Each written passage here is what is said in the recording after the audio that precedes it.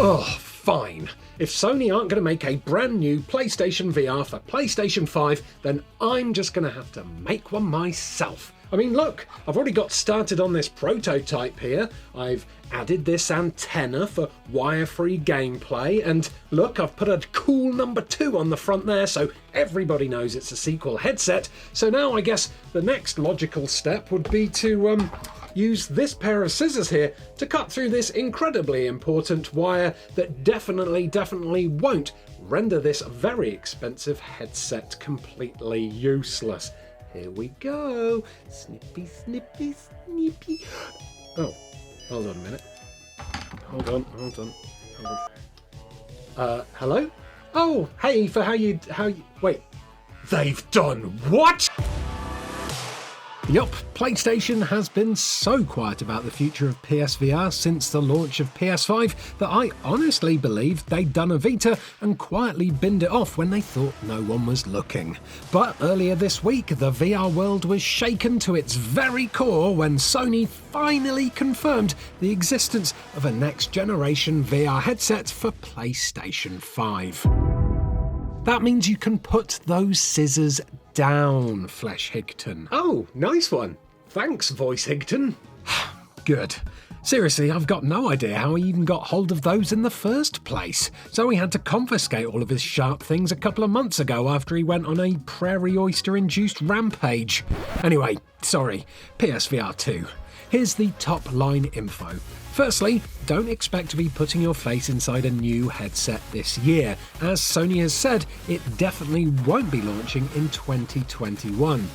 Over on a PlayStation blog post, Sony's Hideaki Nishino spoke about the kind of improvements this new tech will bring, saying, "We're taking what we've learned since launching PSVR on PS4 to develop a next-gen VR system that enhances everything from resolution and field of view to tracking and input." That sounds like a great start, sure, but all you helmet heads out there who were hoping for a wire-free experience will be sadly disappointed because, according to Nishino, the PSVR 2 will connect to PS5 with a single cord to simplify setup and improve ease of use. But this method will enable a high-fidelity visual experience. Things look a little better in the controller department though, because Nishino also states in the blog that PSVR 2 will come with a brand new VR controller, which will incorporate some of the key features found in the DualSense. Oh, thank the Lord for that! As much as I love the PSVR, these disco dildos are straight up relics from the PS3 era. They're easily the least accurately tracked motion controllers on the market, and don't get me started on the lack of thumbsticks. Sheesh. So what does this all mean? What other clues are out there that could help us build a bigger and better picture on what to expect from PSVR 2 when it releases, and what types of games could we potentially be playing when the unit releases, hopefully sometime in 2022? What? Don't look at me, Voice-Higton. I was hoping you'd know. God damn it, Flesh-Higton, you're just a continual source of disappointment, aren't you? Fine, leave it to me. First up, in the grand scheme of things, this announcement is great news, not just for fans of PlayStation, but for the VR community in general. With Sony showing continued support for VR, and with the incredible size of the PlayStation audience, a next-gen PSVR headset can only mean more new adopters of the tech. There'll be more money flowing in that direction, and hopefully in the end, bigger and better games will be made for all systems. One of the biggest hurdles for getting into VR at the moment is just how fiddly the tech setups can sometimes be. So if PSVR 2 can simplify things for the casual gamers with a one-cable plug-and-play system, kinda like how the Quest and Quest 2 simplified PC VRing, and if it has a lower price point than its PC VR counterparts, I can't see why a brand new audience wouldn't be incredibly tempted to invest in the new headset. Threat neutralized. Good. I have a plane to catch. Yeah, I guess that makes sense. But if the PSVR 2 is gonna be so amazing and stuff, then why not bring it out sooner? I mean, 2022 is at least, 4 lockdowns away? Wow, bleak. Well, according to a GQ interview with PlayStation boss Jim Ryan, dev kits are only now just about to go out, so all those amazing games you're so eager to force your face inside probably haven't even been made yet.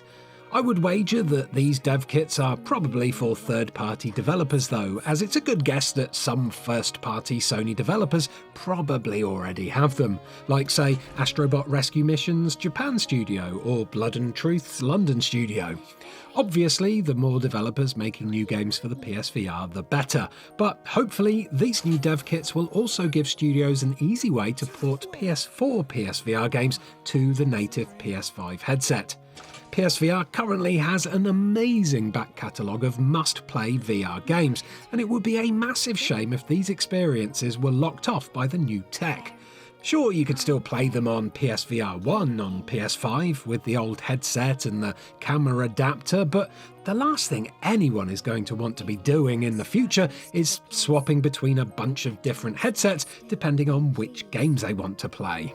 Won't you be friends with us? Backwards compatibility for PS4 PSVR games is definitely on the top of my wish list, but what about my peripherals? I don't give a toss about these Move controllers, they can get in the bin for all I care, but I paid good money for this AIM controller, and the last thing I want to do is see it go the way of the Xbox 360's HD DVD drive, which I still own, by the way. That's actually a good question for once, Flesh-Higton, and it segues pretty well into my next point, so that's nice.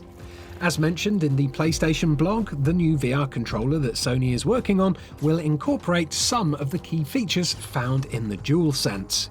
What those key features are remains to be discovered, but as a lot of noise was made about the DualSense's haptic feedback and adaptive triggers, we can almost certainly expect these to be features of the new motion controllers.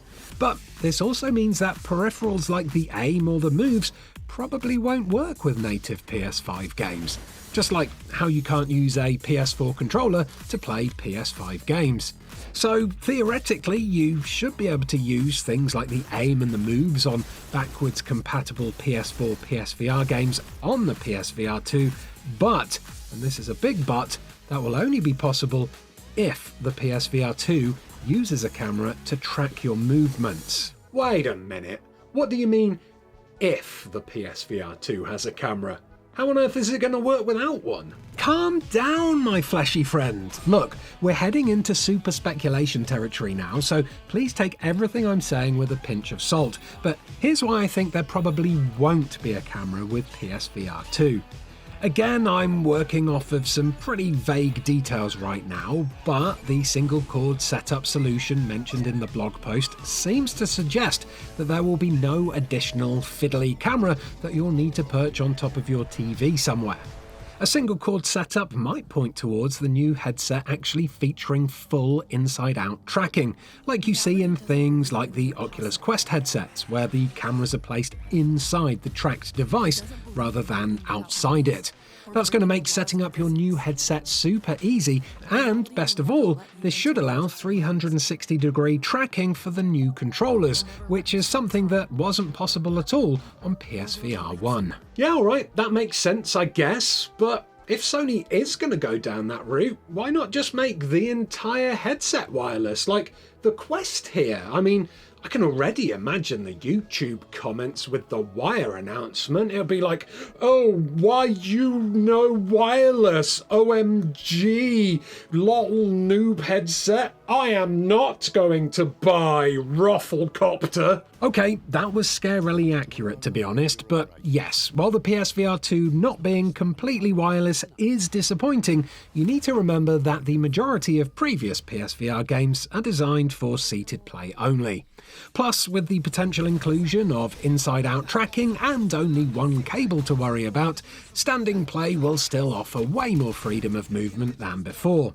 Also, as the blog states, a wired headset will enable a high-fidelity visual experience, so hopefully there'll be less visual lag and there won't be a downgrade in graphics like you see on wireless Quest games. Also, and this is a very big leap, but a single wire may mean that the PSVR 2 could be used as a PC VR headset too. Okay, I'm coming around to the wired idea now, but all of your arguments do seem to hold a lot of speculation. Is there anything more, concrete you can tell us? Well, honestly, no. But I do have some more speculation for you, if you want it. I mean, sure, why not? It's not like any of us can really go anywhere at the moment, is it? So you've kind of got a captive audience. Oh, super bleak. Well, not too long ago, the lovely folk at Upload VR stumbled across a video of a potential prototype for a PSVR 2 finger tracking controller. While finger tracking in VR controllers is already a thing to varying degrees, this prototype shows off some amazingly accurate fingering skills. Tech like this would make the PSVR 2's controller something really special, and it would open up a world of possibilities for immersive gameplay. Like, can you even begin to imagine what Japan Studio could do with this tech in the next Astrobot VR game? I can't, but I can totally see myself giving the middle finger to people in Blood and Truth 2 without having to go through all that effort of cycling through canned animations with the press of a button. That'd be nice. Ooh, fully immersive swearing in VR, eh? Imagine the possibilities. Well, imagining the possibilities is the final thing that I'm going to be doing for this video, because although there's absolutely no news on any potential PSVR 2 games out there at the moment, we did also get news this week that Gran Turismo 7 had been delayed until 2022, so perhaps that will now arrive with PS5 VR support. But what other games might we be able to play if we dare to dream? Well, the power of the PS5 means, and this is a long shot, but that power means that maybe Half-Life Alyx on PSVR? It's not like Half-Life games have never come to consoles before. And then, of course, there's the potential of some amazing sequels, like another Astrobot or another Blood and Truth. Come on, they've got to happen. And maybe a new Farpoint or even a new Firewall game. Resi 8 is coming out this year, but so far there's been no news about a VR portion, so perhaps they're holding that back as a VR launch update? No one but Sony really knows for sure at this point what's in store for us. But the fact that we can start daydreaming about PSVR 2 after a fair few months of thinking it was dead in the water is an absolute treat. Honestly, I love VR so much. Sometimes I experience things that are just so amazing that I just want to sit there and cry. Honestly, it's such a game changer.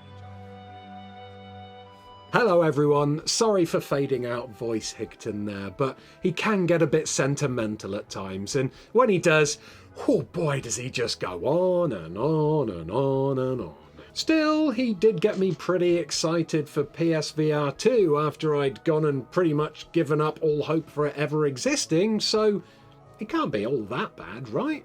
Anyway, let us know what you're most excited about in regards to PSVR 2, whether it be the tech or the games or even what backwards compatible games you'd like to play in the comments below. And when we find out some more news, me and Voice Ian will be sure to bring it to you in another episode of Ian's VR Corner. So do give this video a like if you enjoyed it, subscribe for VR coverage every Sunday and daily videos about video games throughout the rest of the week, and why not check out some of these other videos about VR games that are on screen right now.